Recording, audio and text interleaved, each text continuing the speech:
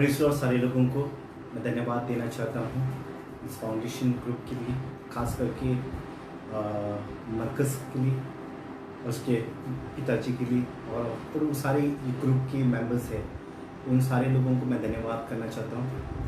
और प्रभु ने मुझे एक मौका दिया इस ग्रुप में आकर शेयर करने के लिए, और जितने भी लोग देखने वाले हैं आज के दिन, उन सारे लोगों को मैं यीशु मसीह के नाम से मैं स्वागत करना चाहता हूँ। और इस समय पे हम प्रार्थना करें, उसके आराधना में जाएं, प्रभु उसके बाद हम इस वचन में जाएंगे। धन्यवाद यीशु, धन्यवाद राजा, धन्यवाद प्रभु आज के दिन के लिए हम धन्यवाद देते हैं। और एक बार प्रभु आपके चरणों में हम आए प्रभु हम धन्यवाद करते हैं प्रभु आज के दिन के लिए, इस वक्त के लिए प्रभु तो हमसे बातचीत कर। और प्रभु इस समय में प्रभु छोटी सी भेंट प्रभु तो कबूल कर ले प्रभु ईश्वर राजा। और तू महान है, तू राजाओं का राजा है प्रभु ईश्वर राजा। और तू प्रभु हमसे बातचीत करते रहता है, इसके लिए हम धन्यवाद करते प्रभु। इस समय में प्रभु तू प्रभु हर एक व्यक्ति से प्रभु तू बातचीत कर प्रभु ईश्वर राजा।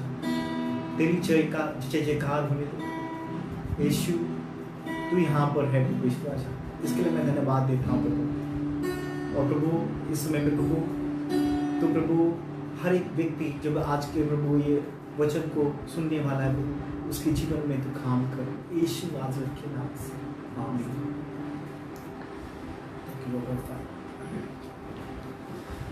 Praise the Lord.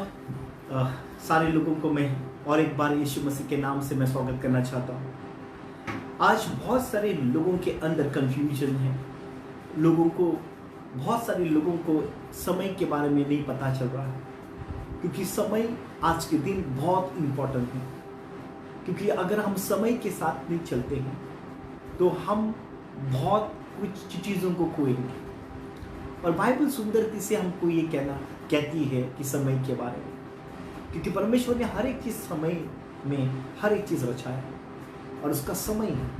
इसके लिए बाइबल में एक जगह पे है, हम 28 बार के अलग अलग चीज़ों को देखते हैं। समय है जन्म लेने का, समय है मरने का, समय आनंद मनाने का, समय है दुख मनाने का, ऐसे 28 चीज़ें हैं और वो समय के बारे में बात करते हैं। लेकिन हर एक का प्रभु ने समय रखा है, वो चीज़ों को हम लोग को समझना बहुत जरूरी है। हम आज का जो टॉपिक है हम देखने वाले हैं, वो जो टॉपिक है परमेश्वर का दिन। बहुत लोगों को अभी तक मालूम नहीं है कि परमेश्वर का दिन कितने प्रकार से है, कि परमेश्वर का दिन एक ही प्रकार में नहीं है। परमेश्वर का दिन अलग अलग प्रकार से है, अलग अलग टाइम पे है, और उसका हर टाइम जब परमेश्वर का दिन रहता है तभी अद्भुत कार्य होता है। इसके लिए बाइबल में परमेश्वर ने अपना एक दिन को भी दिया है, और वो है साबात का। वो संसार के लिए दिया है, मनुष्य के लिए दिया है। लेकिन जो परमेश्वर का दिन है वो एक दिन वहाँ पर पृथ्वी पर कुछ होने वाला है, युद्ध होने वाला है। एक दिन जो परमेश्वर का दिन है वो दुल्हन को उठाने वाला है। तो हम देखते हैं जैसे भी जब परमेश्वर का दिन होता है तभी अद्भुत कार्य होते हैं। जब उसके तरफ जो लोग रहते हैं वो बच जाते हैं, लेकिन उसके विरोध में जो लोग रहते हैं वो मर जाते हैं। लेकिन परमेश्वर का जो दयालु है, कृपालु है, वो एक तरफ का कॉइन है। लेकिन हम दूसरे कॉइन को अलग तरीके से देखते हैं, सिक्के को देखते हैं तो परमेश्वर का क्रोध भी है। बाइबल सिर्फ प्रेम के बारे में नहीं कहती है, बाइबल परमेश्वर के क्रोध के बारे में भी कहती है। इसके लिए बहुत टाइम जो लोग हैं परमेश्वर के प्रेम के बारे में बताते हैं, लेकिन क्रोध के बारे में थोड़े कम लोग बताते हैं। लेकिन बाइबल में प्रेम के बारे में जितनी बार लिखा है उतनी बार भी क्रोध के बारे में भी लिखा है, क्योंकि बाइबल जो शुरुआत जो प्रेम से होता है और क्रोध से होता है, उसी तरह से हम देखते हैं प्रेम से शुरुआत हुआ और वाटिका में कुछ कारण की वजह से क्रोध भी आया। उसी प्रकार से हम लोग को यहाँ पर देखने को मिलता है कि अंत में भी परमेश्वर का प्रेम भी है और परमेश्वर का क्रोध भी है। मतलब शुरुआत यहाँ से प्रेम और क्रोध से हुआ है, तो अंत भी प्रेम और क्रोध, ये दोनों बैलेंसिंग है। मतलब हम देखते हैं जैसे परमेश्वर ने आदम और हवा से प्रेम किया, लेकिन जब उन लोगों ने पाप किया तो परमेश्वर ने उन लोगों को दंडित किया। मतलब उसी प्रकार से हम लोग यहाँ पर देखते हैं परमेश्वर हमसे प्रेम करता है, उसका अनुग्रह देता है, लेकिन अगर हम उसके वचनों के अनुसार हम चलते नहीं हैं, उसके हर एक प्रभु के आत्मा के द्वारा हम नहीं चलते हैं, तो प्रभु हमको दंड भी देता है। इसके लिए परमेश्वर कहता है हर एक प्रभु का वचन एक बहुत इंपॉर्टेंट है। आज मैं तुम लोग हम सभी लोग सीखेंगे कि परमेश्वर का दिन कौन सा है। मतलब यहाँ पर बाइबल में जब परमेश्वर का दिन आता है तभी बहुत सारे लोग सोचते हैं ये दिन सिर्फ रैप्चर के लिए का नहीं। परमेश्वर का दिन रैप्चर के लिए भी लिखा है, परमेश्वर का दिन प्रभु का दूसरा आने के बारे में भी लिखा है। परमेश्वर का दिन और भी है जो 1000 साल के बाद जब शैतान सारे लोगों को इकट्ठा करेगा इस संसार से और क्रोधित जेरूशलेम के अगेंस्ट आएगा, तभी भी परमेश्वर का उसका दिन, तभी स्वर्ग से आग उतरेगी और परमेश्वर उनको भस्म करेंगे। मतलब वो भी एक दिन परमेश्वर का दिन कहा गया। मतलब परमेश्वर का दिन आप एक ही मत सोचो कि प्रभु यीशु उस रैप्चर का दिन लेने के लिए आ रहा है। मतलब यहाँ पर परमेश्वर का दिन अलग अलग रीति से, लेकिन आपको पहचानना है कि कौन सा परमेश्वर का दिन है। कि बहुत सारे लोगों के अंदर आज कंफ्यूजन है। तो कंफ्यूजन क्या है? क्योंकि वो लोगों को वो समय मालूम नहीं है कि प्रभु का आने का, दुल्हन को लेके जाने के लिए वो कौन सा समय है, और जब भी घोड़े से आता है तभी वो समय कौन सा है। तभी हम इस संसार में जब भी है, इस भारत देश में दूल्हा राजा है, घोड़े के ऊपर बैठता है, लेकिन यहूदी में ऐसा नहीं है। यहूदी में अलग है। जब भी वो उसका शादी के टाइम पे उसका अलग रीजन रहता है, उसकी अलग रीति का। कभी कभी इसके लिए बहुत सारे जो भारतीय जो अलग अलग लोग हैं, जो उन लोग में शादियां जो होती हैं घोड़े के ऊपर बैठकर आता है, तो इसके लिए कंफ्यूजन आता है। तो उन लोगों को लगता है कि यीशु प्रभु इस संसार में घोड़े पे आएगा और दुल्हन को लेके जाएगा। लेकिन बाइबल यहाँ पर पूरी रीति से कहती है, रेवलेशन चैप्टर 19 में, दुल्हन उसके साथ है और उसकी पत्नी करके कहलाई गई। मतलब पत्नी ऊपर कभी गई, वो कब गई वहां पर, आपको जानना बहुत जरूरी है उसके बारे में। इसके लिए हम चाहते हैं जो प्रभु इन दिनों में बहुत सारे लोग प्रकाशित वाक्य उनके बारे में बता रहे हैं, लेकिन जिसके ऊपर बुलावट है उस चीज के लिए, अगर वो शेयर करेगा और परमेश्वर उसको आत्मा से उसको लीड करता है, तो उस वचनों को लेना बहुत जरूरी है।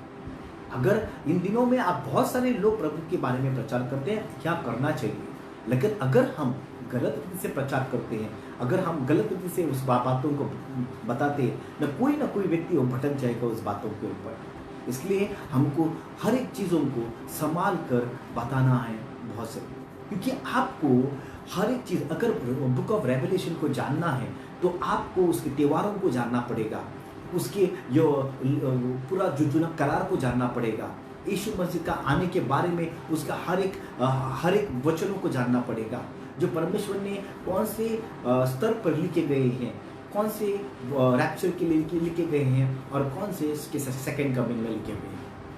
मैं जितने भी लोग हैं, अगर आप सब लोग देख रहे हो, मैं आप लोगों को कंफ्यूज करना नहीं चाहता हूँ। अगर आपको ऐसा लगता है कि प्रभु के लिए मुझे कुछ करना है, तो थोड़े लोग अगर यीशु को राह नहीं देखते रैप्चर के लिए, दिन के लिए, अगर वो लोग किसी एंटी क्राइस्ट को वेट कर रहे हैं, तो आप एक क्या कर रहे हो, अपने आप को उस जगह पे ढकल रहे हो जहाँ पर आप, प्रभु ने कहाँ पर भी नहीं लिखा है कि आप एंटी क्राइस्ट को वेट करो। प्रभु ने ये लिखा है कि आप प्रभु यीशु के लिए वेट करो, क्योंकि जितने भी सेवक लोग जो आज मरे वो यीशु का राह देख के मरे। इसके लिए बहुत सारे लोग इन दिनों में कहते हैं जब जो एंटी क्राइस्ट आएगा तभी उसका अंत आएगा। लेकिन वो अंत कौन सा, वो अंत के बारे में कहता है, the day of the Lord के बारे में कहता है। और डे ऑफ द लॉर्ड कौन सा, प्रभु यीशु सेकंड कमिंग में घोड़े पे आएगा। इसके लिए पहला थेसलोनियंस और दूसरा थेसलोनियंस में अलग अलग डिफरेंस है।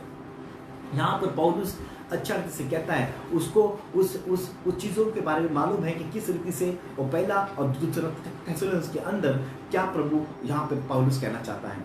अगर आप उसको ध्यान से पढ़ते हो, उस वचनों को पढ़ते हो, इसके लिए आपको कभी समझदारी, जब आप पढ़ते टाइम पे एक ही वचन लिखा है डे ऑफ द लॉर्ड, वहाँ per day of the Lord चोरों के समान नहीं बोला है। वहाँ पर परमेश्वर को जब सेकेंड थेसलोनियंस में आते हैं वहाँ पे डे ऑफ द लॉर्ड बोला है, लेकिन वहाँ पर वो बोलता है किस तरह से उतरेगा और कैसे उसके वहाँ पर उसके पहले कार्य क्या होने वाला है।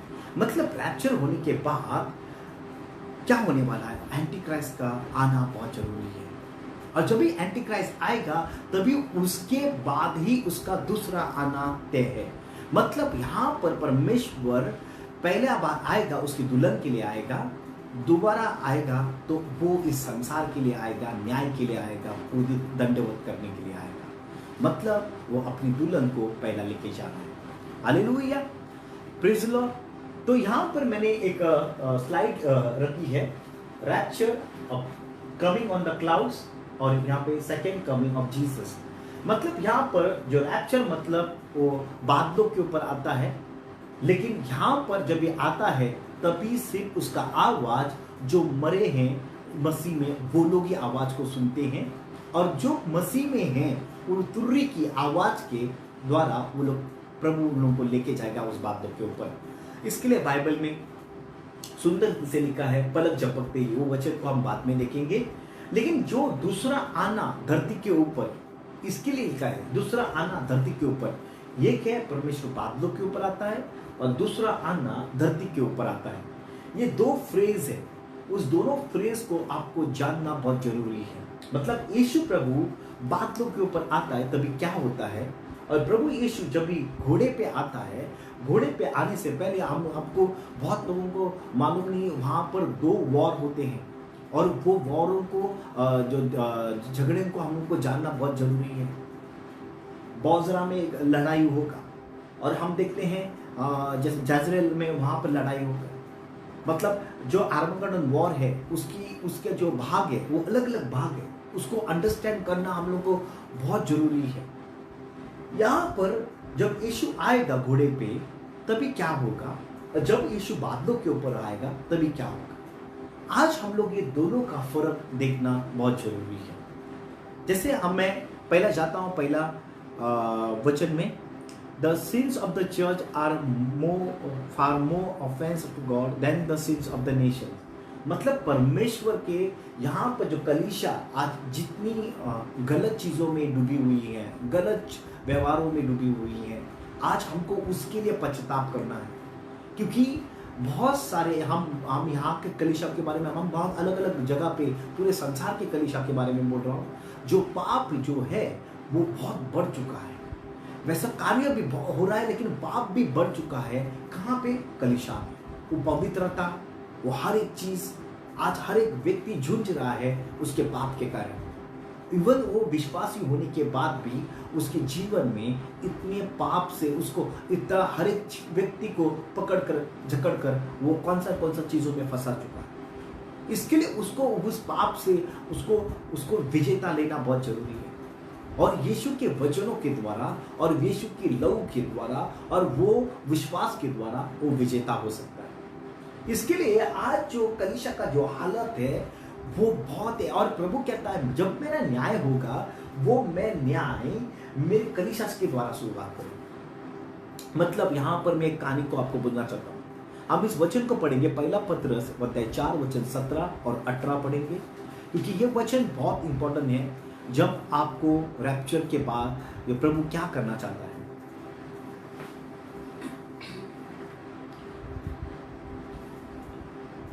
क्योंकि वह समय आ पहुंचा है कि पहले परमेश्वर के लोगों का न्याय किया जाए। ओके, यहाँ पर बोलता है जो समय आ पहुंचा है जो पहला परमेश्वर के लोगों का न्याय किया जाए।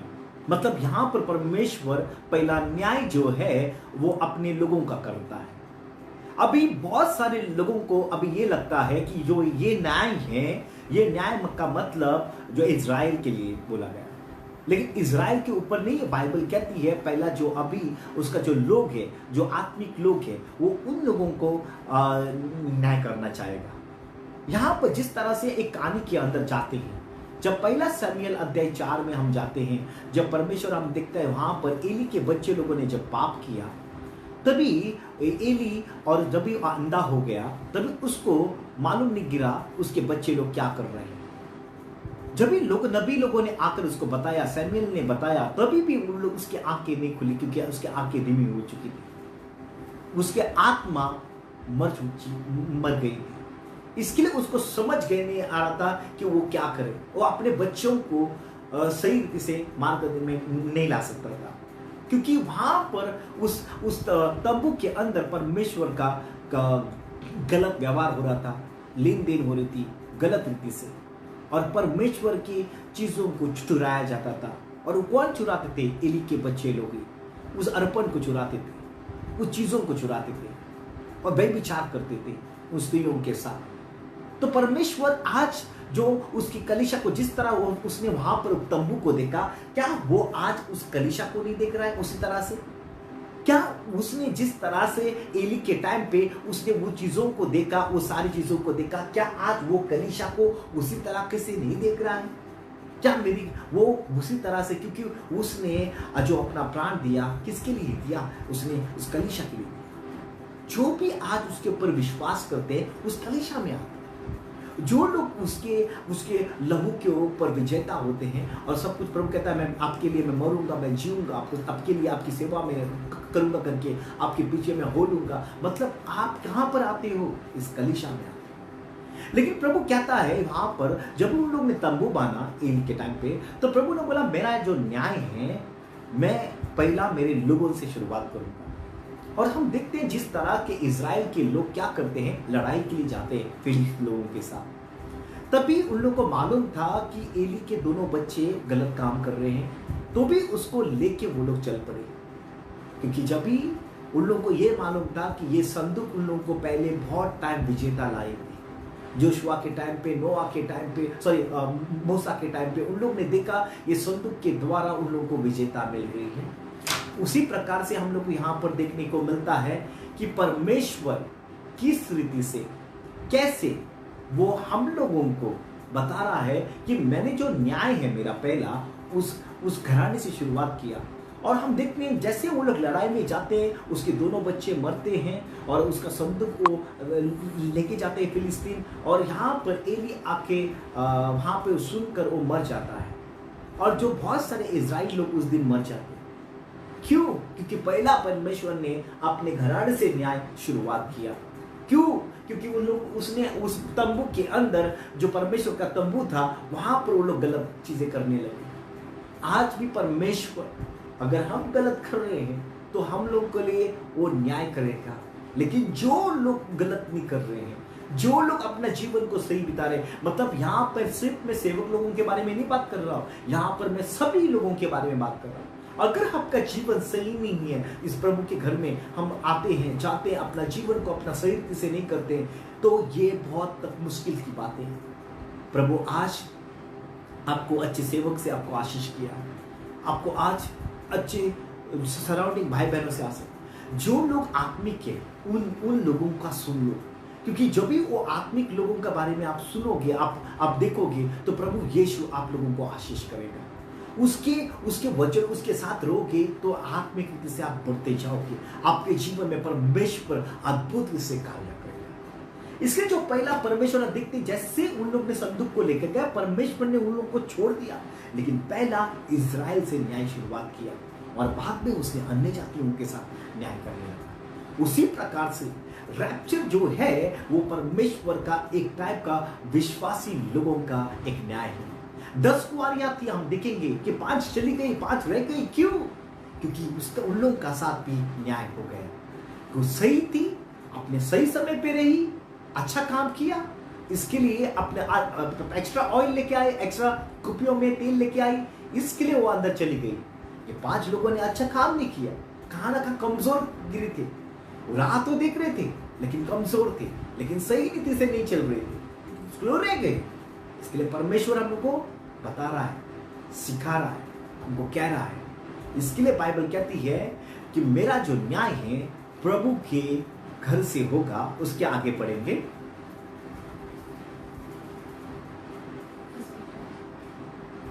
और जब कि न्याय का आरंभ हम ही से होगा तो उनका क्या अंत होगा जो परमेश्वर के सुसमाचार को नहीं मानते। देखो यहाँ पर परमेश्वर का सुसमाचार नहीं मानते, लेकिन अगर आप इंग्लिश वर्जन में देखते हो, किंग जेम्स वर्जन में, what will be outcome be for those who do not obey the gospel of God। obey के बारे में लिखा है, मतलब जो लोग पालन नहीं किया।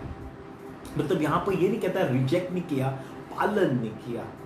यहाँ पर अगर ये पवित्र शास्त्र है, अगर हम पालन नहीं करेंगे तो परमेश्वर का जो क्रोध है, जो न्याय है, वो हम लोग के ऊपर आ सकता है। इसके लिए हम लोग यहाँ पर देखना है, अगर हम प्रभु की पालन करते हैं, अगर हम प्रभु के वचन में पालन में हैं। मतलब परमेश्वर कहता है मेरा जो क्रोध है, जो अगर वो मेरे रास्तों में नहीं चलता, सही रीति से नहीं चलता, तो मैं मेरा क्रोध उसके ऊपर दिखाऊंगा। लेकिन आज प्रभु कहता है तुझे क्रोध के लिए नहीं, उद्धार के लिए ठहराया।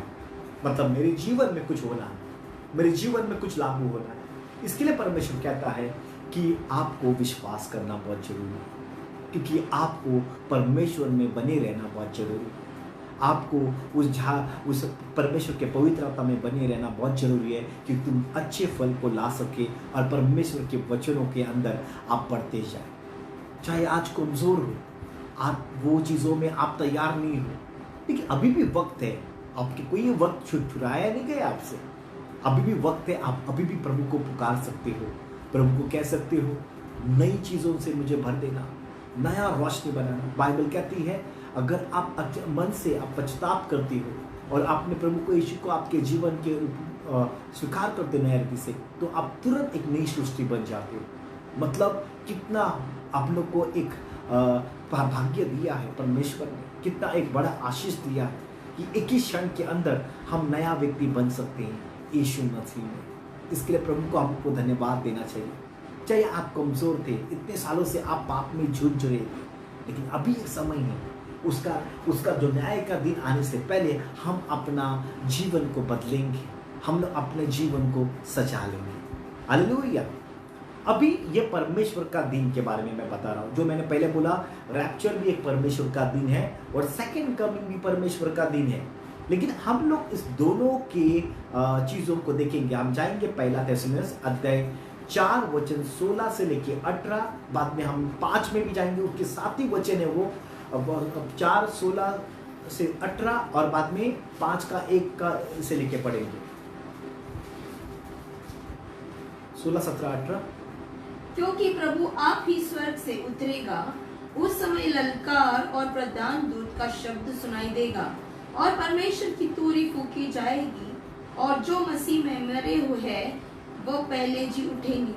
देखो यहाँ पर परमेश्वर कहता है जब ललकार होगा और प्रधान दूत का शब्द सुनाई देगा और जो मसीह में मरे हैं, यहाँ पर बहुत सुंदर से कहा है, अगर जो मसीह में मरे, मसीह को तो बहुत लोग जानते हैं, लेकिन मसीह में मरना मतलब उसके जीवन में, उसके आदर में, उसके वचनों में, उसके हर एक चीज़ों में। मतलब जब आप आदर करते, जब भी आप मरते टाइम पे आपके अंदर कौन सा खोट नहीं रहा, कौन सी चीज़ों को नहीं रहा, आप पश्चाताप कर का जीवन जी रहे थे, पवित्रता का जीवन जी रहे थे, और इसके लिए वो मसीह में मरे हैं, वो जी उठेंगे।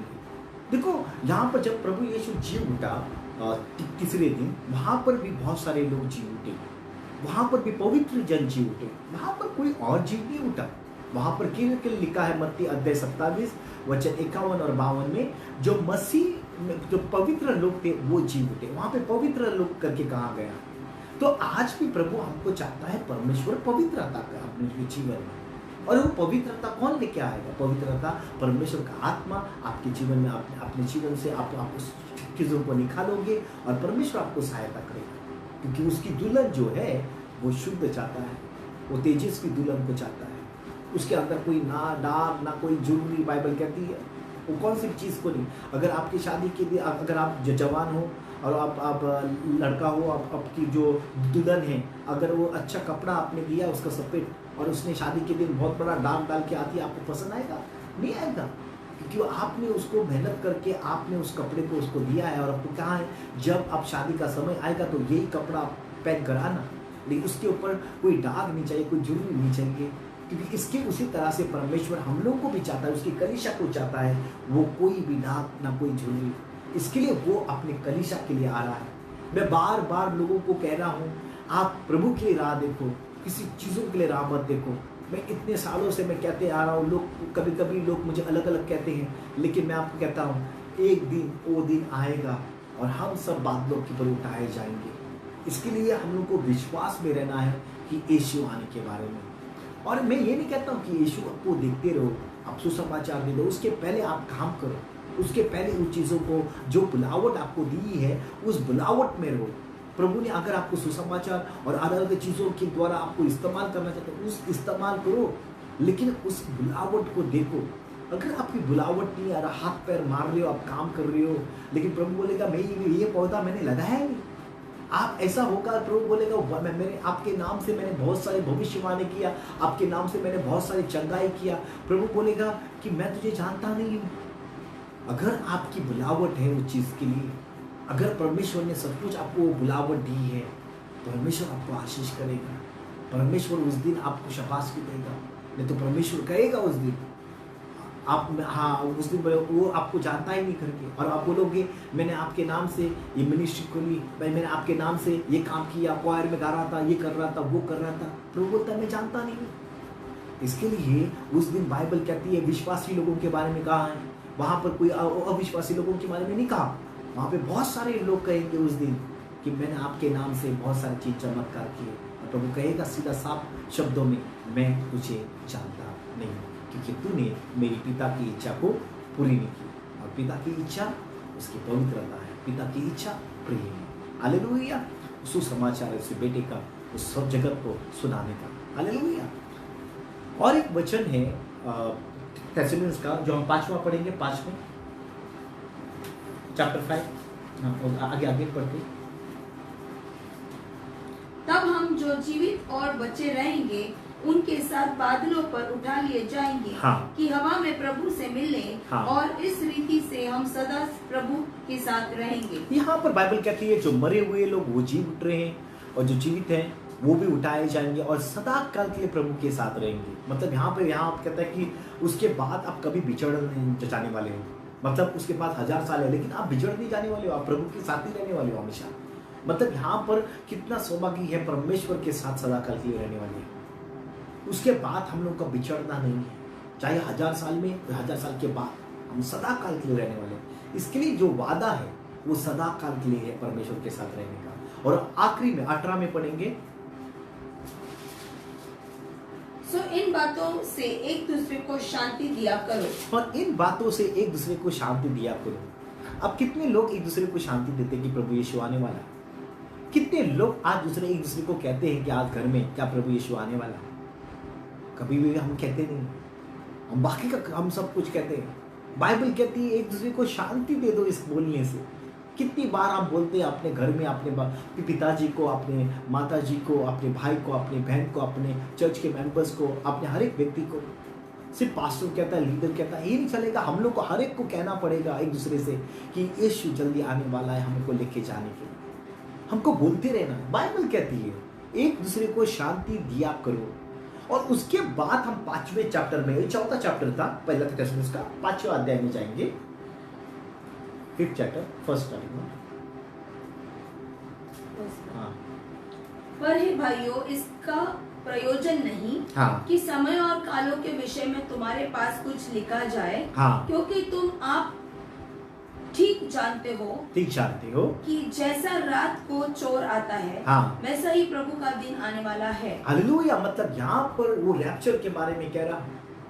जो प्रभु का दिन है वो रैप्चर, वो किस तरह से आने वाला है? चोरों के समान। यहाँ पर प्रभु यहाँ पे चोरों के समान जब भी बोलते हैं ना, हर आंखें देखेगी, हर घुटना टिकेगा, तभी वो चोरों के समान क्यों आएगा? यहाँ पे बोलते सब आंखें देखेगी। अगर सब आंखें देखना है तो वो दिन चोरों का समान कैसा होगा? चोरों के समान मतलब यहाँ पर लोगों को मालूम ही नहीं रहेगा कि प्रभु का कौन सा दिन आ रहा है, और वो कौन सा दिन है वो चोरों के समान। बाइबल में जब आप देखते हैं, जब यहूदी में ऐसा होता है, जब अपनी करार होता है 2 साल का, और 2 साल का करार होने के बाद वो अपने दुल्हन को उस गांव में जाता है, देखता है, और पहाड़ के ऊपर जाके देखता है अपने दोस्तों के साथ। और जिस घर में दीवट रहता था उस घर में उसको मालूम रहता था कि वो दुल्हन जो है उस घर के अंदर है, क्योंकि उन समय पे जब दुल्हन का समय आता तभी क्या करती थी, जो सहेलियां हैं वो अपने दीवट को लेके जलाकर उस घर में राह देखते थे। और जब भी बाकी का दीवट, सारे लोगों का गांव का दीवट बुझ जाता था, लेकिन जो घर में दुल्हन है, जो सहेलियां आकर उसके साथ रहती थी, उसके हाथ में दीवट रहता था। और उस कारण के वजह से जो दूल्हा राजा जब भी पहाड़ के ऊपर से देखता था तो उसको मालूम होता था कि कौन सा वो घर है जहां पर मेरी दुल्हन है। इसके लिए परमेश्वर कहता है कि तेरा दिया जलता रहे, क्योंकि मैं आऊंगा और मैं देखूंगा। क्योंकि अगर मेरा दिया जलता नहीं है और मैं उसको मालूम कैसे होगा, क्योंकि आपका दिया के द्वारा, आपके आत्मा के द्वारा जब तुरी फूकी जाएगी, आपका आत्मा यहाँ पर आपके शरीर को तुरंत क्या करेगा, पिघल देगा और महिमा का शरीर आपके जीवन के अंदर। इसके लिए बाइबल सुंदर रीति से कहती है, इसके लिए यहाँ पर दो तरीके हैं, यीशु प्रभु बादलों के ऊपर आना और यीशु प्रभु घोड़े पे बादलों के ऊपर आना। ये दो अलग फ्रेज है, इसको समझना आपको बहुत जरूरी है। देखो यहाँ पर जो बादलों के ऊपर आना, जब भी परमेश्वर कहता है बादलों के ऊपर आएगा, तभी कौन सा टाइम समय रहेगा, वो एक समय जब उस दुल्हन को लेके आता है, जब पलक झपकते हम ऊपर जाएंगे।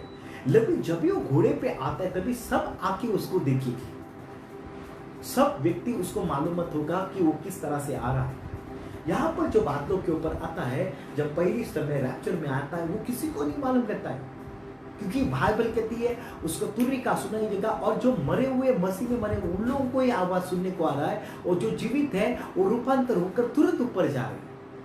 लेकिन यहाँ पर सब आके देख रही है, उसका राह दिख रहा है, क्योंकि वो आकर लड़ाई करेगा और बाद में जो बचे हुए लोग हैं जिसने मार्क नहीं लिया उसको बचा लेगा। आपको कहाँ पर रहना है, आपको इसके पहले जाना है या आपको बाद में जाना है? देखो आपका विश्वास उसके ऊपर मेन है। अगर आप विश्वास उसको बाद में रखते हो, एंटी क्राइस्ट के आने के बाद, मतलब ये फ्रेज हो गया, और एंटी क्राइस्ट के पहले हो गया तो ये फ्रेज हो गया। आपको कौन सी जगह पे रहना है? आपको इसको विश्वास कर सकते हो, आप उसको भी विश्वास करते हो, आपने यीशु के ऊपर विश्वास किया। लेकिन आपका अगर विश्वास, इसके लिए परमेश्वर ने बोला मैंने राह देखने वाला मुकुट को रखा है। अगर ये प्रभु को आज तुम राह देखते हो तो आपको यही मुकुट यहाँ पर मिलेगा, और रैप्चर के बाद भी थोड़े लोग वापस राह देखने वाले मुकुट उन लोगों को भी मिलने वाला है। लेकिन आप कौन से मुकुट के लिए तैयार हो? इस मुकुट यहाँ पर रैप्चर के टाइम पे, जाते टाइम पे मुकुट के लिए तैयार हो, या उसके बाद वाले मुकुट? ये आपको तय करना है, क्योंकि प्रभु यहाँ वहां पर भी आएगा और यहाँ पर भी आएगा, लेकिन यहाँ पर बादलों के ऊपर आएगा और वहां पर इस संसार को न्याय करके 1000 साल के लिए जाएंगे। इसके लिए बहुत सारे लोग इसके लिए कंफ्यूजन होते हैं कि दोनों को भी परमेश्वर का दिन कहना है।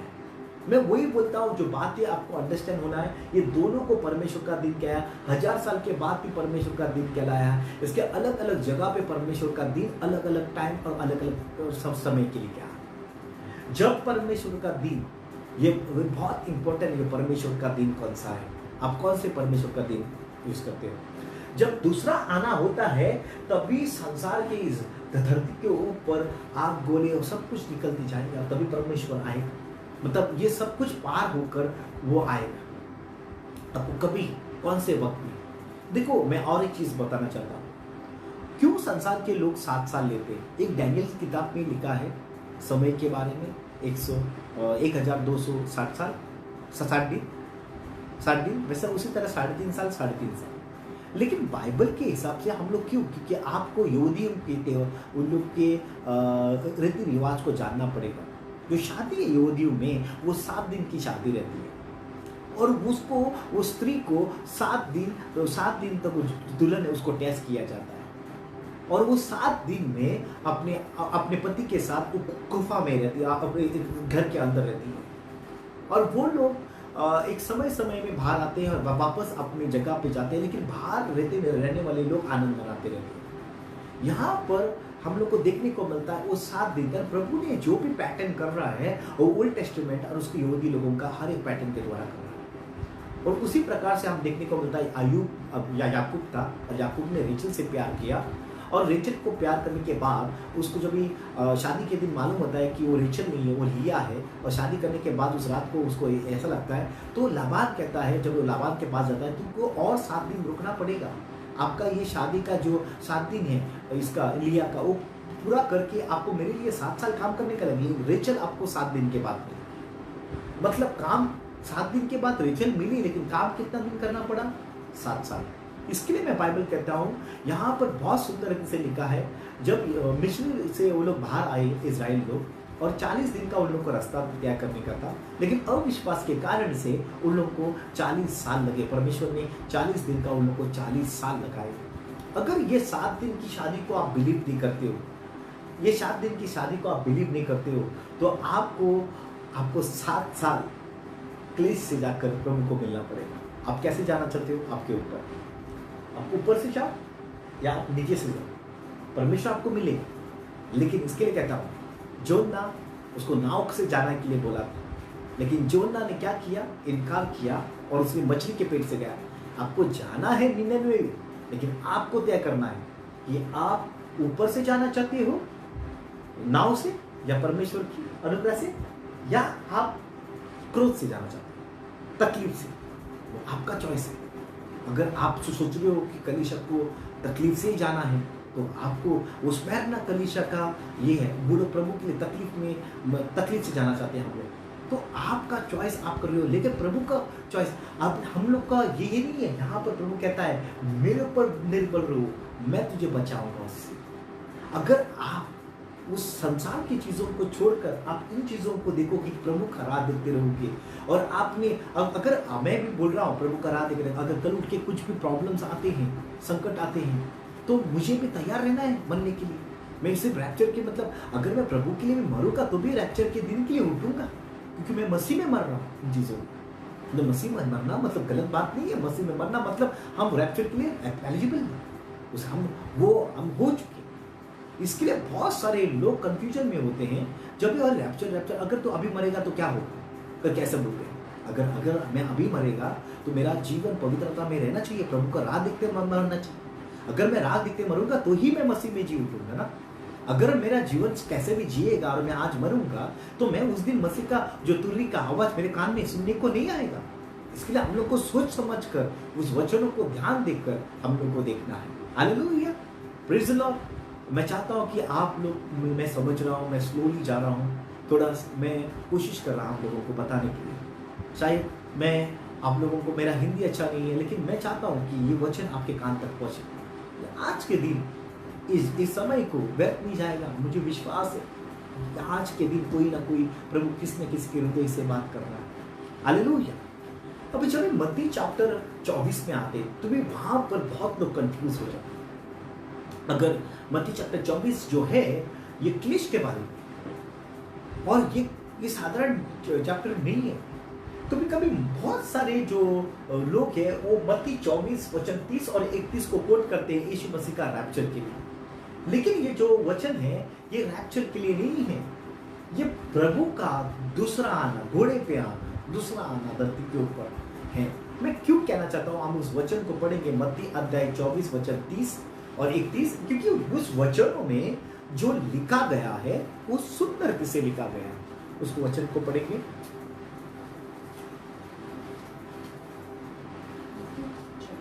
24 में 30 और 31।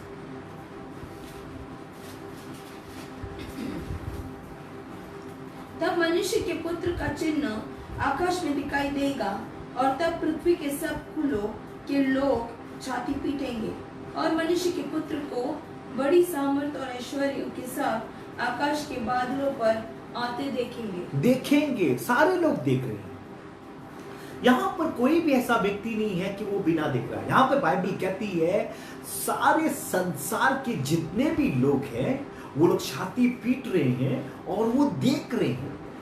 मतलब ये वचन जो है वो रैप्चर के लिए नहीं है प्रियो। इसके पहले सन एंड मून काला ये सब कुछ हो रहा है, वहां पर हो रहा है। जो 24-15 में कौन आ रहा है वहां पर? 24-15 में एंटी क्राइस्ट आकर बैठ रहा है। बहुत सारे ये वचन को कंफ्यूजन में ला रहे हैं।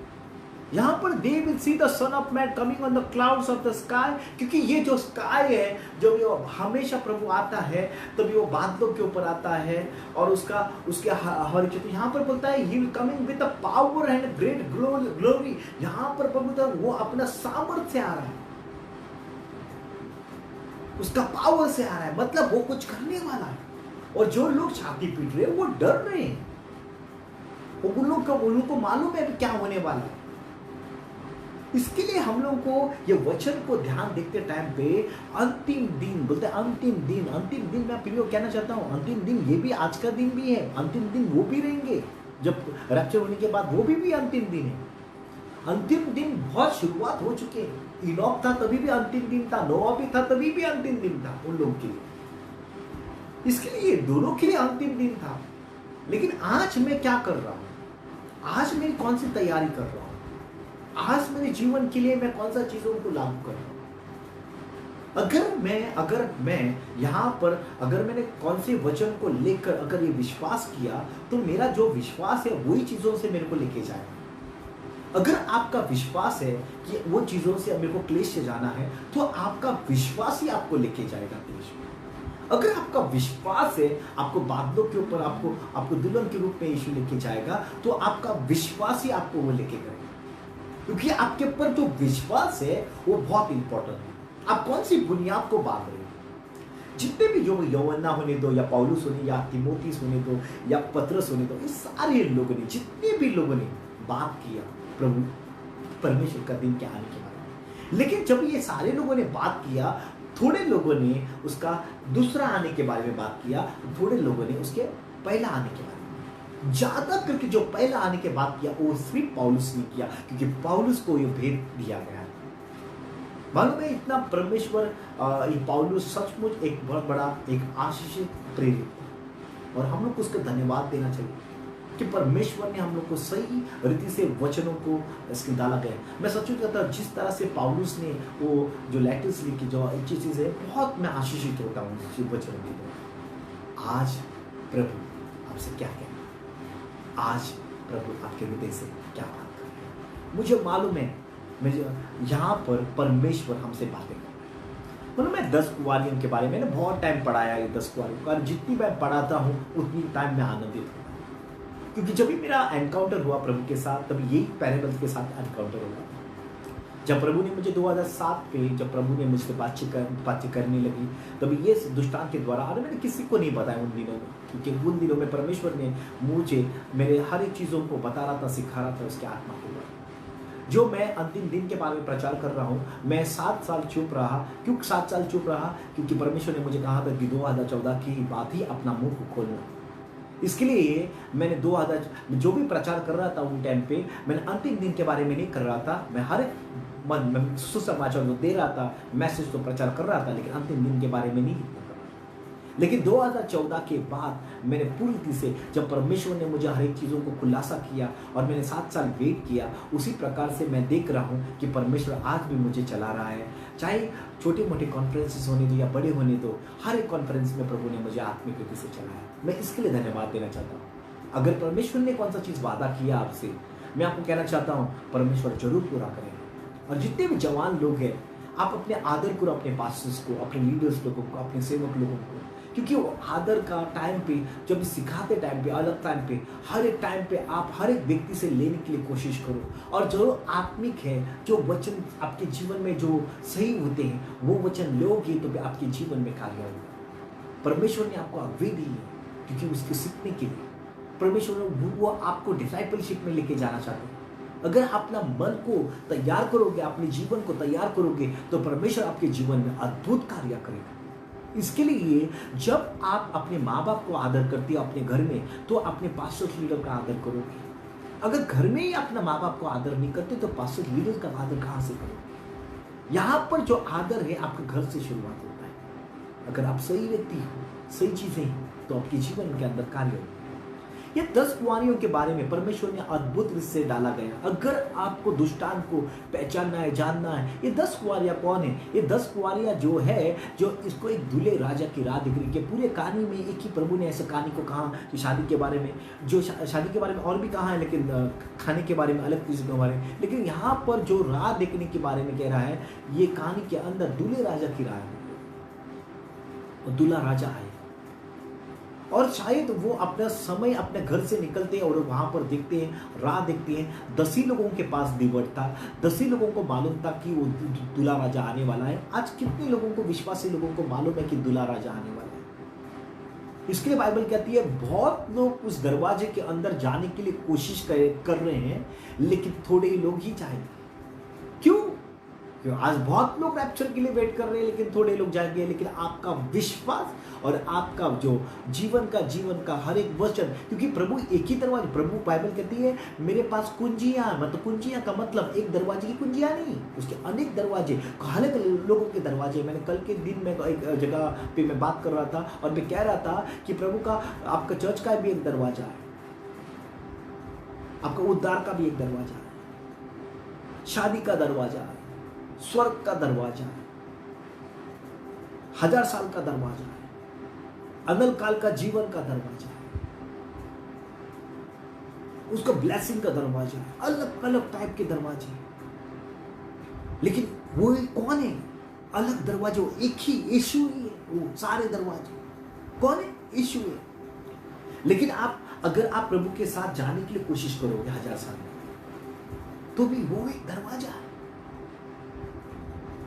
आप रैप्चर के लिए जाने के लिए कोशिश करो, वो भी एक दरवाजा है। उसको एक दरवाजे को आप पार करोगे तो सारे दरवाजे आप ऑटोमेटिक पार करोगे। पहला जो है उद्धार आप स्वीकार करके प्रभु के घर में आते हो, वो दरवाजा है। पापी आप बपतिस्मा लेते हो, वो भी आपके लिए एक दरवाजा है। Praise God, hallelujah. थोड़े लोग विश्वास करके चले जाते हैं, एक दरवाजे का तो अंदर आ गए, लेकिन उसके बाद उसको मालूम नहीं रहता। इसके लिए परमेश्वर आप जो आंगन है, जो हम देखते हैं, जो टैबरनेकल है, उसको गेट रखा है, उसको डोर रखा है, उसको अति पवित्र स्थान रखा है। मतलब एक व्यक्ति को उसको अंदर जाना है तो कितने गेट के अंदर जाना है, उसके बाद उसको डोर के अंदर जाना है, उसके बाद उसको वेल के अंदर जाना है। मतलब उसके लिए कितनी चीजें हैं अंदर जाने की, हर का पार्टीशन। उसके लिए उसी तरह से परमेश्वर के जब घर के अंदर आते हैं तो भी अलग जो हम लोग को कदम को बढ़ाना है। बहुत लोग स्वर्ग में जाएंगे, क्या आप न्यू जेरूसलम में जाने वाले हैं? वो भी एक दरवाजा, वो भी आपके लिए रखा है, वो विश्वास करना पड़ेगा। हालेलुया। जब ये 10 कुंवारियां, जब भी बाइबल कहती है 10 ही कुंवारियां सो गई, कितनी कुंवार सो गई? 10 ही। जब 10 कुंवारियां, मतलब सबके पास, यहाँ पर बाइबल कहती है तेल था, लेकिन यहाँ पर बाइबल ये कहती है उन लोग के पास कुपियों में, 5 जन के पास कुपियों में तेल नहीं था, एक्स्ट्रा तेल नहीं था। देखिए बाइबल ये भी कहती है जब 5:25-6 में ये 7 कुंवारियां जो है उठी। कहाँ उठी? जब दुल्हन, जो वहाँ पे आवाज हुई और सब जन उठे और सब जन ने अपने दीवट को सजाया। 25 पे, मत्ती अध्याय 25 वचन 6 में लिखता है कि उसने सब दीवटों में, यहाँ पर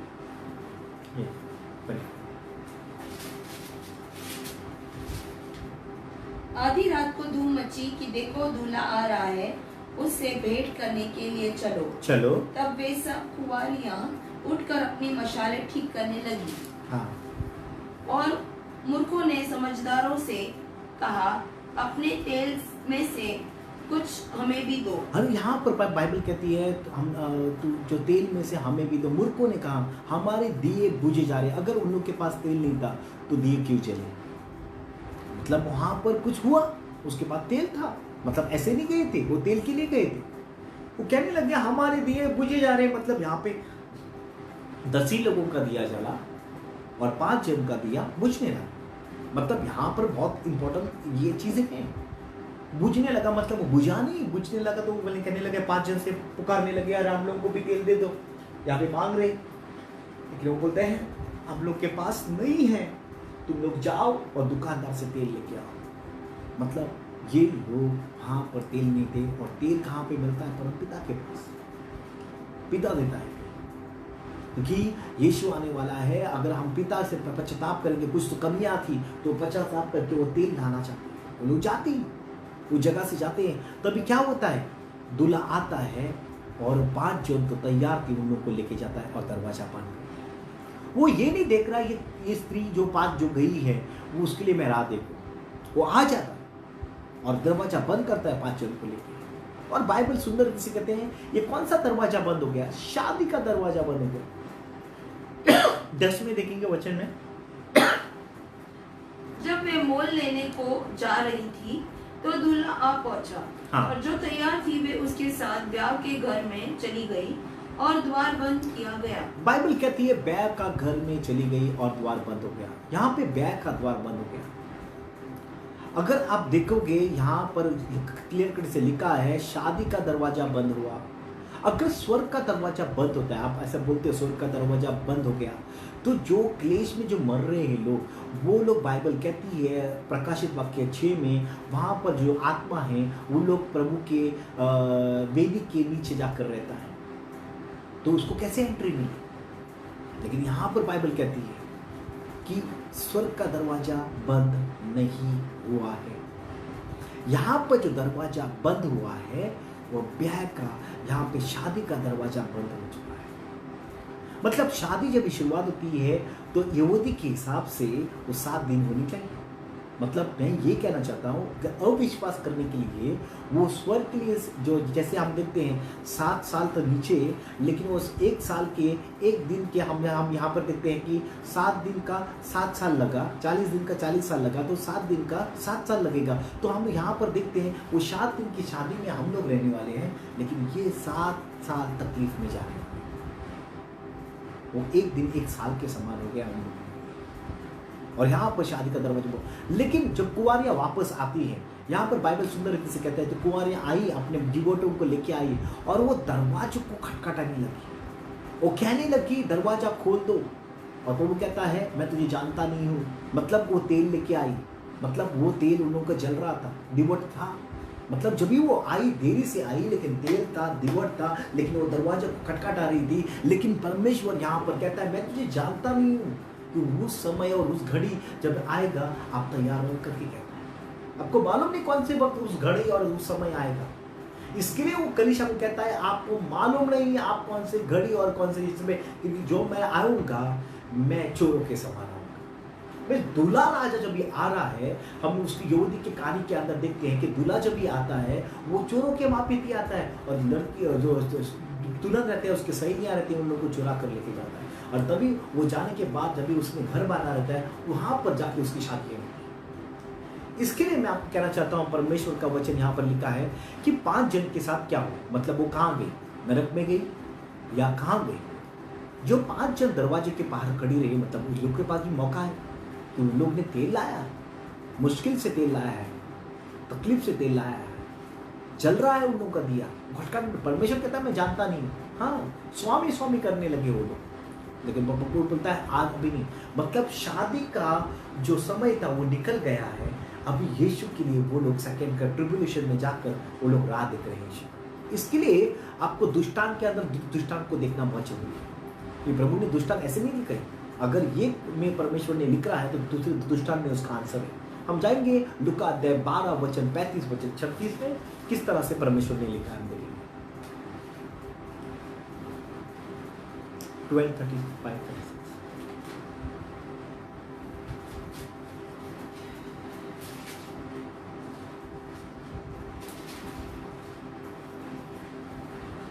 तुम्हारी कमरे बंदी रहे और तुम्हारे दिए जलते रहे। यहाँ पे तुम्हारी कमरी बंदी रहे और तुम्हारे दिए जलते रहे। मतलब सारे लोगों को कह रहा है तुम्हारे दिए जलते रहे। मतलब परमेश्वर जानता था पहले उन लोगों ने गलती की, अभी दोबारा वे गलती ना कर सके। और तुम्हारे दिए जलते रहे, तुम्हारे कमरी बंदी रहे, तुम्हारे दिए जलते रहे। और यहाँ पर सुंदर रीति से लिखा है, उसको हम ध्यान से पढ़ेंगे उसके आगे। और तुम उन मनुष्यों के समान बनो, हाँ, जो अपने स्वामी की बाट देख रहे हो, हाँ, कि वह ब्याह से कब लौटेगा। देखो यहाँ पर बोलते वो ब्याह से लौटेगा। जब भी ये दरवाजा कभी बंद हो गया, तभी कौन सा दरवाजा बंद हो गया? शादी का दरवाजा। मतलब शादी शुरुआत हुई, अभी उन लोगों को जो स्वामी आने वाला है, मतलब यीशु आने वाला है, क्या बनकर? इन लोगों के लिए स्वामी बनकर। मतलब ये लोग अभी जो पहले दुल्हन के लिए एलिजिबल थे, अभी वो लोग निकल चुके हैं, अभी वो क्या बन रहे हैं? स्वामी। अभी वो क्या बोलता है? अभी वो आएंगे तो अभी तो धरती के ऊपर जब यीशु आएगा तभी वो क्या बनकर इन लोगों के लिए आएगा? एक स्वामी बनकर आएगा। और बोलता है कहां से आएगा? शादी से आएगा। यहाँ पर क्लियर कट लिखा है कि कहां से आ रहा है? वो शादी से आ रहा है। क्लियर वहां पर लिखा गया है कि वो शादी से आएगा और वो आकर दरवाजा खटखटाएगा। पहला कौन खटखटा रही थी? ये मूर्ख। कहां पर खटखटा रही थी? शादी का दरवाजा। अभी क्या बोलता है? तुम लोग अभी घर पे राह देखो बैठकर, क्योंकि तकलीफ होगा। इसके लिए मैं जब आऊंगा तभी मैं कहां से आऊंगा? शादी के बाद आऊंगा। कहां पे लिखा है? Return from a wedding banquet, so he will come and knock. वो आकर खटखटाएगा, तभी तुम दरवाजा को खोलना। Hallelujah, praise the Lord. देखो यहाँ पर शादी की जो रैप्चर भी है और शादी के बाद। अभी एक बात बोलो, ये कभी आ रहे हो रहा है? इन लोगों को तकलीफ है, दुख से जाना पड़ा, सेकेंड कमिंग के लिए वेट कर। लेकिन यहाँ पर वो लोग आनंद सिर्फ किसका राह देख रहे हैं? दूल्हे राजा। अगर जो कोई व्यक्ति राह नहीं देखता है उसके बारे में लिखा ही नहीं है। यहाँ पर जो राह देख रहे हैं, वेट कर रहे हैं। क्या आप वेट कर रहे हो? बाइबल कहती है जो भी कोई राह देखता है उन्हीं को ही उठा कर लेके जाएगा। आज बहुत बड़ा सवाल है क्रिश्चियनिटी, आज बहुत बड़ा चीजें हैं कि कौन यीशु को राह देख रहा है। सब तो यीशु के राज्य को बांधने के लिए तैयार काम कर रहे हैं कि राह देख रहे बांधते बांधते। जितने भी सेवक लोग थे वो लोग काम तो करते थे, लेकिन राह देखते देखते वो लोग अपना, उन लोगों को समय लग रहा था कि अभी आएगा अभी आएगा, लेकिन उन लोगों ने जीवन दिया, लेकिन राह देखते देखते वो लोग मरे, राह देखते देखते अपना प्राण को दिया। लेकिन आज भी हम लोग को वही करना है, राह देखते रहना है, क्योंकि हम लोग को जो मुकुट प्रभु ने रखा है वो राह देखने वाला मुकुट है। साथ ही साथ हम लोग को जो काम करना है प्रभु का वो भी करना है, लेकिन हम लोगों का जो पहला चीज है जो सुसमाचार बांटना और राह देखना, ये दोनों को हम लोगों को बताना बहुत जरूरी है। हम जो भी सुसमाचार देते सबसे बड़ा चीज संसार के बारे में बात नहीं करना है, हम लोग को कौन से बारे में, स्वर्ग की चीजों के बारे में, जो अनंत काल तक है, जो रहने वाला है सदाकाल, उसकी चीजों के बारे में। यीशु स्वर्ग से आया, हम लोग को उसने हम लोग को जीवन दिया, और आज क्या करना चाहता है वो हम लोग को यहाँ पर रखना नहीं चाहता है। इसके लोग कहता है अपने शिष्यों को, मेरे पिता के घर में बहुत सारे घर है, मैं वहाँ जाकर आपको जगह बनाऊंगा और वहाँ आओ, वापस आऊंगा, मैं लेके जाऊंगा जहाँ पर मैं हूँ। हालेलुया। प्रभु हम लोग को क्यों इस वादा किया है, क्यों हम लोग को लेके जाना चाहता है? क्योंकि हमसे वो प्यार करता है, क्योंकि उसको राह देखने वाले लोगों को वादा किया है। क्या आज आपको भी परमेश्वर ने वादा किया? Praise Lord. तो आज बहुत सारे लोग इस चीजों को आपको जानना बहुत जरूरी है। जब शिष्य लोग कहने लगे आखिरी के टाइम पे प्रभु के साथ आकर बैठने लगे और कहने लगे उस जैतून के पहाड़ के ऊपर कि वो समय कभी आएगा जब भी अंत होगा, वो end of age and end of world, बहुत डिफरेंस की बात है। मैंने लास्ट टाइम एक मीटिंग में कहा था, एक सेशन में कहा था, जो एंड ऑफ एज का मतलब जब क्रिस्त जो सुसमाचार, आखिरी का सुसमाचार बांटा जाएगा, एंटी क्राइस्ट को और जो झूठा भविष्यवक्ता को नरक में फेंका जाएगा, और तभी एंड ऑफ एज बोलते हैं उसको। लेकिन उसके बाद हम देखते हैं 1000 साल होते हैं, और 1000 साल होने के बाद जब शैतान वापस 1000 साल के बाद छोड़ा जाएगा, उसने भरमाएगा इस संसार को, और वापस लोग युद्ध करने के लिए जेरूसलम में जाएंगे, और उसके बाद परमेश्वर का आग उतरेगा, और तभी एंड ऑफ द वर्ल्ड और नया धरती और नया स्वर्ग बनेगा। इसको आपको जानना बहुत जरूरी है। आप बुक ऑफ रेवलेशन को पढ़ रहे हो तो इसको जानना बहुत जरूरी है। 20 चैप्टर में उसको सुंदर से लिखा है। अगर मैं ऐसा आपको ऐसा विश्वास नहीं होता तो 20 चैप्टर आप पढ़ोगे, आपको मालूम मिलेगा कि पर वहाँ पर लिखा गया कि 1000 साल शैतान को बांध कर रखे ना, 1000 साल के बाद छोड़ा जाएगा और वहाँ पर वापस होगा। मतलब यहाँ पर परमेश्वर सुंदर रीति से लिखा है कि मतलब यहाँ पर प्रभु कहता है कि ये जो अंत के बारे में बात कर रहा है वो एंड ऑफ एंटीक्राइस्ट का राज्य, और धरती के ऊपर जो भी राज्य है, जो भी शैतान का, वो सारे राज्य को खत्म करने के बाद एंड ऑफ एज। लेकिन एंड ऑफ द वर्ल्ड है, जो वर्ल्ड है, ये संसार को खत्म करना है, वो 1000 साल के बाद होगा। मतलब यीशु प्रभु इस 1000 साल में राज्य करने वाला है। हालेलुया। तब शिष्य आके पूछने लगे, तभी मैं यहाँ पर वापस उस स्लाइड को डाला है, तो end of the age and end of the world, ये बहुत डिफरेंस है। इसके लिए दूसरा पत्रस 3 और 7 में लिखा है, क्योंकि यहाँ पर जब एंड ऑफ द एज जो है वो अभी जो रैप्चर के बाद होने वाला है, और जो एंड ऑफ द वर्ल्ड है वो 1000 साल के बाद होने वाला है। इसको जानना बहुत जरूरी है। तो बहुत लोग सोच रहे हैं कि अंत हो रहा है, अंत हो रहा है, खत्म हो रहा है, खत्म हो रहा है। ऐसा मत करो, ऐसा मत बोलो। एटलीस्ट विश्वासी लोग नहीं बोलना चाहिए ऐसी चीजें, क्योंकि बाइबल हमको ऐसा नहीं कहती। बाइबल हमको कुछ अलग कहती है, क्योंकि इस चीजों को, इस वचनों को जानना बहुत जरूरी है। इस धरती के ऊपर प्रभु यीशु 1000 साल के बाद वापस 1000 साल के बाद तभी परमेश्वर इस धरती को नया बनाएगा, जब एंड ऑफ द वर्ल्ड होगा, और तभी नया धरती और नया आकाश होगा। ये बाइबल में लिखा है, मैं नहीं कह रहा हूँ, मेरे वचन नहीं कह रहे हैं, मैं आप लोगों को उसके वचनों के द्वारा सिखा रहा हूँ, इस वचनों के द्वारा। इसके लिए आपको जानना बहुत जरूरी है जो परमेश्वर के वचन यहाँ पर क्या बोलते हैं, end of the age and end of the world. इसके लिए उसके पहले परमेश्वर कहता है रैप्चर, मतलब ये जब कभी आएगा, जब यीशु प्रभु घोड़े पे आएगा तभी एंड ऑफ एज खत्म होगा, और तभी एंड ऑफ द वर्ल्ड कभी होगा। इसके लिए जब मत्ती चैप्टर 24 आप पढ़ रहे हो, वो एंड ऑफ द एज करके लिखा है, मतलब शैतान का, एंटी क्राइस्ट का राज्य किस तरह से अंत होगा। The end of the age, उसका मतलब एंटी क्राइस्ट, फॉल्स प्रॉफिट और बाकी का राज्य किस तरह से खत्म होगा। इस धरती के ऊपर कौन सा भी राज्य नहीं रहेगा, सिर्फ बाद में उसके बाद यीशु का राज्य रहेगा। यहाँ पर उसके बारे में बात किया है। हालेलुया। Praise the Lord. हम इस वचन को जाएंगे जो पहला थिस्सलुनीक में हमने पढ़ा। यीशु कहता है कि मैं चोरों के समान आऊंगा और तुरही फूकने के बाद मरे हुए लोग मसीह में हैं वो जी उठेंगे और जो जीवित लेकर उठाए जाएंगे। लेकिन उसके बाद 3 हफ्ते के बाद पौलुस ने वापस सेकंड थिस्सलुनीक में लिखा और उसने जब ये लेटर लिखने के कारण ये था कि बहुत लोगों के अंदर कंफ्यूजन आया, वहाँ पे परसिक्यूशन आया। तो परमेश्वर यहाँ पर वो बोलने लगा कि वो लोग सोचने लगे जो परसिक्यूशन आया अभी ये तकलीफ शुरुआत हुआ है, अभी हम लोग को अभी देखने को मिलेगा ये क्या हो रहा है कौन सा। लेकिन वो टाइम पे वो समय नहीं था क्योंकि पौलुस जान चुका था उस समय उन चीज़ों को जान चुका था। इसके लिए परमेश्वर यहाँ पर, क्योंकि जो पौलुस के पास जो मिस्ट्री था वो बहुत अलग मिस्ट्री था। इसके लिए हम जाएंगे सेकंड थिस्सलुनीक में 1 में 5 से लेके 8 से पढ़ेंगे। पहला सेकंड थिस्सलुनीक 1 से 5 से लेके 8। यह परमेश्वर के सच्चे न्याय का स्पष्ट प्रमाण है। अभी यहाँ परमेश्वर कहता है जब ये सेकंड थिस्सलुनीक जो किताब है वो दूसरे आने के बारे में कह रहा है, क्योंकि जो पहला थिस्सलुनीक है 4 और 5 में वहां पर कलीसिया को उठाया गया, लेके गया और वहां पे 5 में 9 में लिखा है मैंने जो क्रोध के लिए नहीं ठहराया मैंने आपको उद्धार के लिए ठहराया। अभी जब सेकंड थिस्सलुनीक आता है ये क्रोध के बारे में बात करता है परमेश्वर का। पहले थिस्सलुनीक में 5 में 8 में हम देखते हैं कि वो जो भी हम वचन पढ़ते हैं वो आशा का टोप उद्धार का टोप के लिए वहां पर हम लोग क्लियर कट मिलता है कि जब पहला जो थिस्सलुनीक है जब लिखा वो दुल्हन को रैप्चर में लेके गया, जब भी वो कहता है अभी वो पहला और दूसरे आने के बारे में कह रहा है, लेकिन दोनों को परमेश्वर का दिन करके कह रहा है।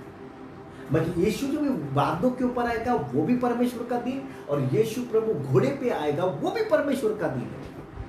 ये दोनों भी परमेश्वर का दिन है। और जब थिस्सलुनीक जब पढ़ रहे हैं दूसरा थिस्सलुनीक और यहाँ पर कहता है, यहाँ पर प्रभु कहता है गॉड जजमेंट इज राइट और बोलता है मेरा जो न्याय है वो सही है और मैं सही के लिए आ रहा हूँ। मतलब पहला जो उसने न्याय किया वो किससे न्याय किया? उसने न्याय कलीसिया के हिसाब किया, रैप्चर से लेके गया, बाद में न्याय शुरुआत किया। लेकिन वहां पर भी विश्वास में लोग रह रहे हैं। जब यीशु प्रभु घोड़े पे भी आएगा वहां पर सुसमाचार देकर बहुत सारे लोग विश्वासी होने वाले हैं और उन लोगों के लिए भी वो आने वाला है बचाने के लिए, इस संसार को बचाने के लिए आया है। इजराइल लोग हैं उसके लिए उन लोगों को बचाने के लिए आ रहा है। उसका जो फोकस है वो अभी कलीसिया से हटकर वो जा रहा है कहाँ पर? इजराइल के ऊपर। इसके लिए बाइबल में बुक ऑफ रेवलेशन में 4 से लेके 22 तक कोई भी कलीसिया का नाम नहीं है, कोई भी कलीसिया का नाम दिया वहां पर इजराइल का नाम, 12 गोत्रों का नाम, संतों का नाम। क्यों नहीं नाम दिया? अगर 2 और 3 में कलीसिया का नाम दिया कि 4 से वो भूल गया क्या परमेश्वर लिखने का? मतलब जो 4 में जो 4 का चैप्टर शुरुआत होता है वो एक कलीसिया का रैप्चर का दिखाता है, उठाना जाता कि जिस तरह से जो सीरीज है जो 7 कलीसिया है ओल्ड टेस्टामेंट से शुरुआत होती है और फरीसी तक खत्म होती है, उसी तरह से आपको उसको देखना है। आप बहुत अच्छा सुंदर से उसके ढांचे को देख सकते हैं। हालेलुया। उसके आगे कि तुम परमेश्वर के राज्य के योग्य ठहरो जिसके लिए तुम दुख भी उठाते हो। हाँ। क्योंकि परमेश्वर के निकट यह न्याय है कि जो तुम्हें क्लेश देते हैं उन्हें बदले में क्लेश दे। हालेलुया। मतलब जो लोगों ने ग्रेट ट्रिबुलेशन में क्लेश दिया है तो मैं उन लोगों को क्या दूंगा? क्लेश दूंगा। उसके आगे और तुम्हें जो क्लेश पाते हो हाँ। हमारे साथ चैन दे। हाँ।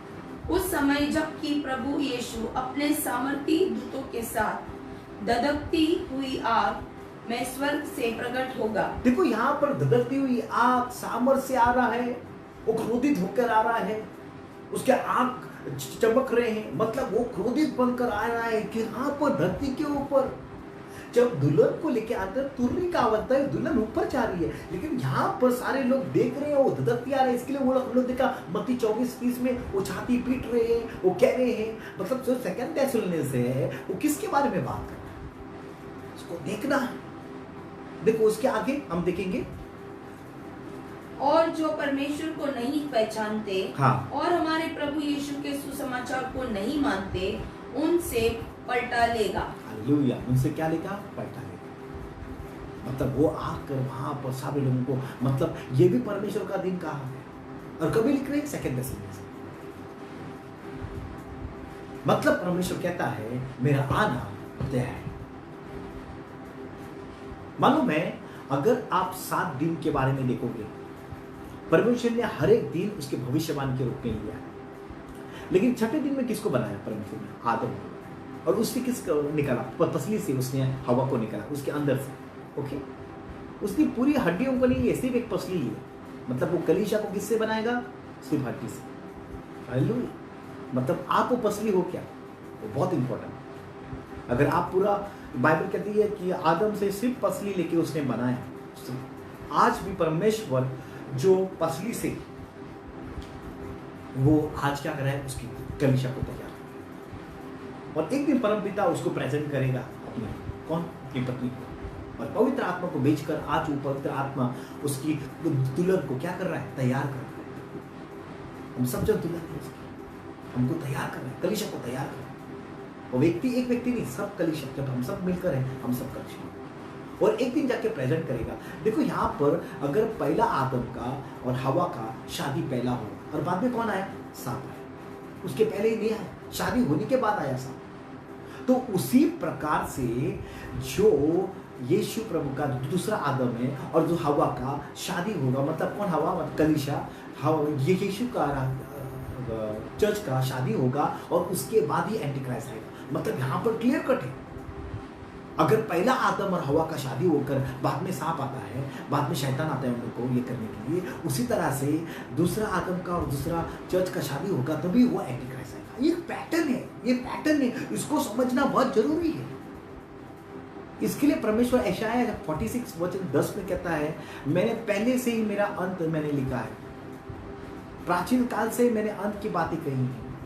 मतलब वो प्राचीन काल में, जो प्राचीन काल में 7 दिन में हुआ है वैसे ही होगा, उसका हर एक प्लान वैसे ही होगा। और यहाँ पर बोलता है वो क्रोधित होके आएगा, और वो जो लोग विश्वास नहीं करते, वचनों को आदर नहीं करते, यहाँ पर do not obey the gospel, मतलब यहाँ पर वापस कह रहा है, जो लोगों ने मेरे सुसमाचार को पालन नहीं किया, मैं उन लोगों का न्याय कर रहा हूं।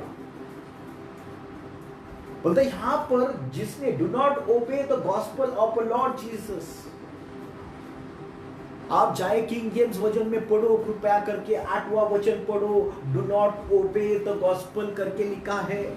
यहाँ पर रिजेक्टेड नहीं करके लिखा है। हिंदी में पढ़ते हो तभी ये होते हो, अगर आप इसको अच्छा से पढ़ोगे तभी यहाँ पर he will punish those who do not know God and do not obey the gospel of Lord Jesus Christ. एक तो पनिशमेंट किसको मिल रहा है? जो नो गॉड करके, लेकिन दूसरा किसको? जिसने परमेश्वर के वचनों को नहीं चला, मतलब वापस वो न्याय कर रहा है। जो लोग रहेंगे तो 7 साल में भी उसको अपना दीवट को जलता रहने दो, कंबर बांध कर, वो कहता है, और उसको उस टाइम पे वो रखना बहुत जरूरी है। Hallelujah, praise the Lord. अब जपानिया में देखेंगे, पहला जपानिया में पहला अध्याय में 14 से लेकर 18 तक, ठीक है।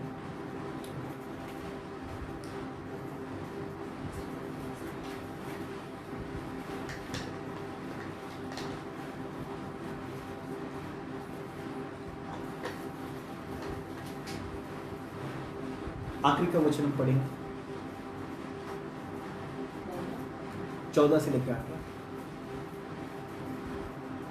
यहोवा का भयानक दिन निकट है, वह बहुत वेग से समीप चला आता है। हाँ। यहोवा के दिन का शब्द सुन पड़ता है। हाँ। वहाँ वीर दुख के मारे चिल्लाता है। वह रोष का दिन होगा, वह संकट और सकेती का दिन, वह उजाड़ और उधेड़ का दिन, वो बादल और काली घटा का दिन होगा। देखो यहाँ पे भी ये परमेश्वर का दिन कहा है।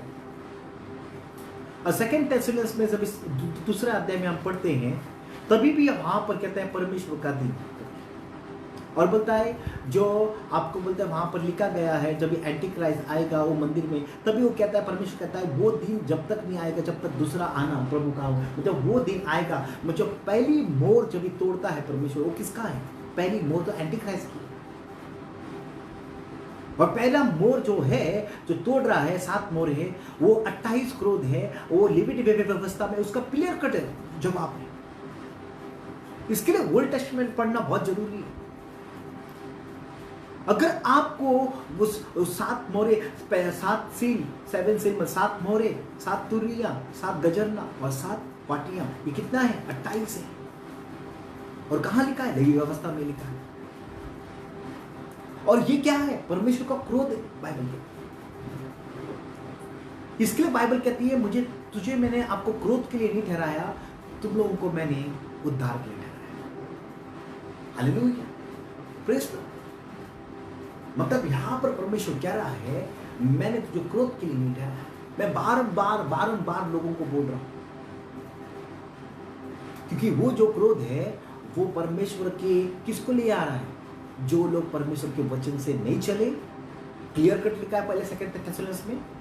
और जो परमेश्वर के साथ नहीं रहे। जो पहला मोहर जब खुलता है, अगर जो 28 क्रोध का पहला मोहर है वो एंटी क्राइस्ट के बारे में, वो सफेद घोड़े के पास में। तो बाइबल कहती है, जब मैंने बोला जो आदम और हवा का शादी हुआ उसके बाद सांप आया, उसी तरह का से हम देखने को मिलता है जो यीशु और उसका कलीसिया का पहले शादी होगा उसके बाद ही एंटी क्राइस्ट आएगा। ये पैटर्न है। अगर आप उसको समझ गए तो आप आशीषित हो। लेकिन ये कब होगा? अभी हम लोग के पास समय है। हम लोग को अभी क्या करना चाहिए? हम लोग को सुसमाचार बांटना चाहिए, सच्चाई से काम करना चाहिए, अपने हर एक लोगों को आदर करना चाहिए। तो अभी क्या होगा? बहुत सारे लोग आज क्या कर रहे हैं? बाकी का सब कुछ कर रहे हैं लेकिन आदर नहीं है उन लोगों के अंदर। यूहन्ना 3:15 में ही कहता है जो भी कोई विश्वास करे उस अनंतकाल का जीवन मिलेगा। लेकिन वही यूहन्ना, वही ऑथर है। और पहला यूहन्ना 3:15 ये कहता है अगर तुम भाई से बैर रखते हो तो आप खूनी हो और आपके कोई भी खूनी के अंदर अनंतकाल का जीवन है। इसके लिए मैं चाहता हूँ कि प्रिय भाई कि आज का दिन आप समझ लो। मैंने आज बहुत सारे और भी थे, मैं बहुत स्लो गया और भी मेरे पास स्लाइड्स थे, लेकिन मैं यहाँ पर भी अंक करना चाहता हूँ क्योंकि जो भी वचन मैं आप लोगों को दिया है, अगर आपको ऐसा लगता है कि सवाल पूछना है तो भाई मार्कस है, उसको भी उसके द्वारा मेरे पास आप बात कर सकते हो और ये वचन आपके जीवन में कार्य करेगा। देखो, परमेश्वर का दिन 2 टाइप का है। प्रभु का आना बादलों के ऊपर, वो भी परमेश्वर का दिन है, और घोड़े पे आना वो भी परमेश्वर का दिन है। इसके लिए आपको समझना है कि प्रभु, आप एक ही वचन को निकाल के 3 वचन को निकाल कर आप बोल नहीं सकते हो। आपको पूरा बाइबल को पढ़ना पड़ेगा उस जगह पर। इसके लिए जो तुरियां भी है, 7 तुरी जो यूहन्ना ने लिखी है, वो तुरी क्रोध की थी। और जो भी पौलुस की तुरी है वो भी किसकी तुरी थी? वो त्योहार की तुरी थी। और ये दोनों के बीच में 40 इयर्स 45 इयर्स का गैप है। तो जो क्रोध की तुरी है और ये त्योहारों की तुरी है, आपको समझना है जो आज भी यहूदी जो जाकर त्योहारी की तुरी में, वो कब्र में जाकर तुरी को फूकते हैं कि उन लोगों को मालूम है, विश्वास है कि मरे हुए लोग जीवित होंगे। और ये वो तुरी है। और यहाँ पर जो ये तुरी है वो न्याय की तुरी है। जब भी ये स्वर्ग का और समय धरती और हमेशा के लिए निकल जाएंगे और यीशु के हाथ में जाएंगे, ये तुरी जजमेंट की तुरी है। और इस तुरी में और उस तुरी में बहुत फर्क है। अगर आप, इसके लिए मैं कहता हूँ आपको जो भी आपको बताना है, आपको त्योहारों को जानना पड़ेगा। उसके यीशु ने 4 त्योहार पूरे किए। पसख के दिन मरा, कब्र में गया, तभी मेरी रोटी था, जी उठा तभी पहला फसल था।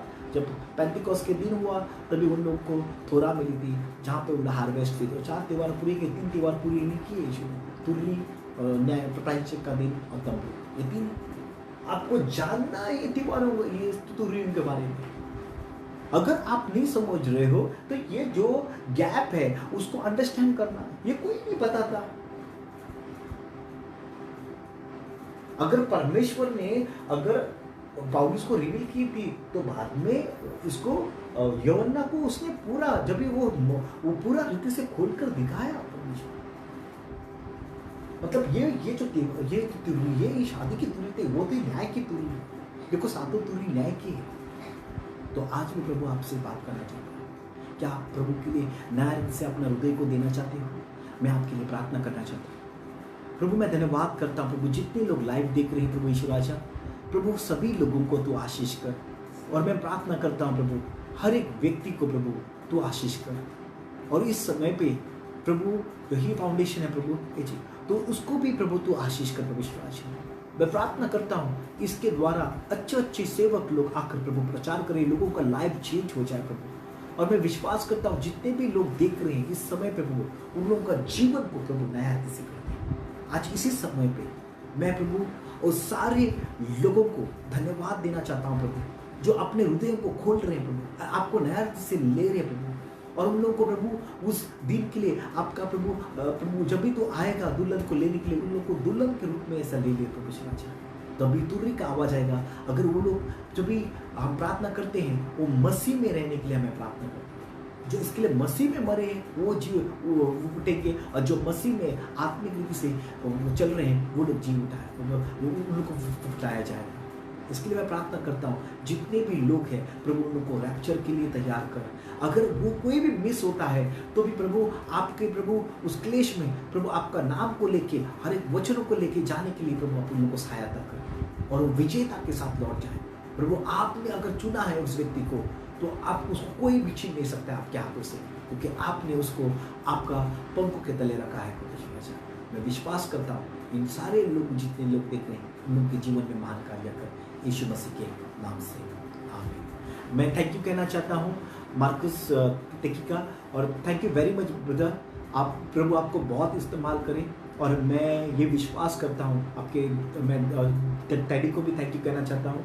गॉड आप लोगों को ब्लेस करें अद्भुत रीति से, आपके जीवन में प्रभु अद्भुत रीति से कार्य करें यीशु मसीह के नाम से आमीन। God bless you.